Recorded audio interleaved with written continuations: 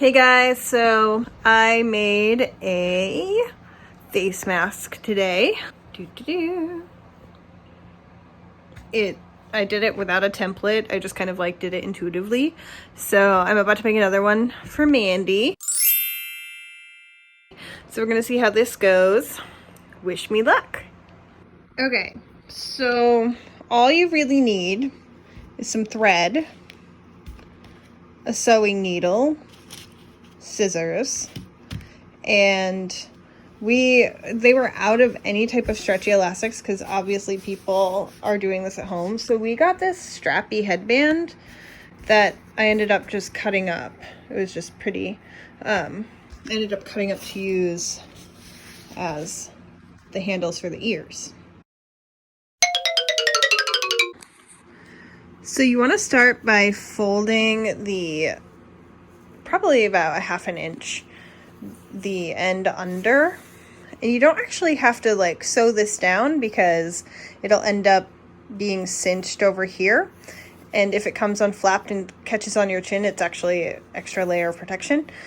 So you can just fold that under and leave it just like that. Okay, so the next step, you want to make 2 folds over. So I folded this down, and then I pulled the top down and folded this down. So I've got 3 layers. I know it's hard to tell because of the print, but just kind of like a mask would be. The next part is to measure the person's face to see just how long you're going to need this thing to be. So now that I've measured Mandy's face, I cut it to the length that we needed. Now I'm going to cut the back, so you want to cut it against the bottom of that fold that you made, the top fold. So go ahead and do that. Okay, so now I have the basic layout of my mask. If you've ever noticed medical masks, they kind of are a little bit narrower on the sides. That's because of the elastic, but you can actually accomplish that by tucking in the folds a little tighter on the ends. Which I cannot do one-handed, and Mandy refuses to hold the camera for me, so. But now I'm gonna start sewing. Now listen, this mask obviously is not beautifully sewn. I have absolutely no sewing experience, but what I do know is that it doesn't matter how beautiful it is going to be effective because of the layering of the fabric and because of how ridiculously I sewed it. So it's about protection, not beauty. Although, nobody's really going to see that part anyway. Okay, so I started off by just kind of sewing the edge here. I'm not going to go all the way across. It's unnecessary. But what you do need to do is go all the way up the sides. Just like a regular face mask where you see those stitches.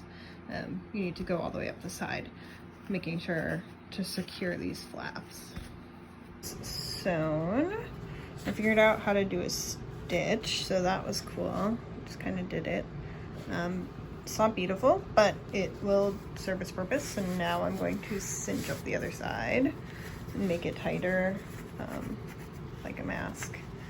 And I will show you when it's ready. Okay.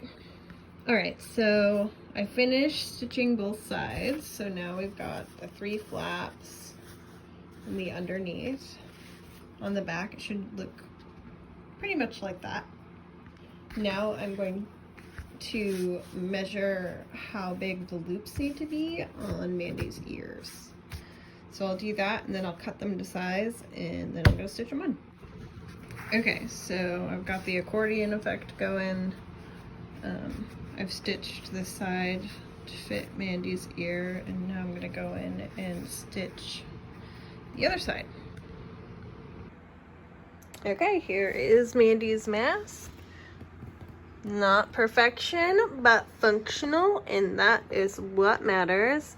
And it's accordioned. It's got the double layer on the nose. It's got the double layer on the mouth. So you've got that protection there. It is worth making. It's easy to do. It does take a little bit of time if you're a hand sewer, and especially if you're like me who has literally no experience sewing. So Hope you enjoyed.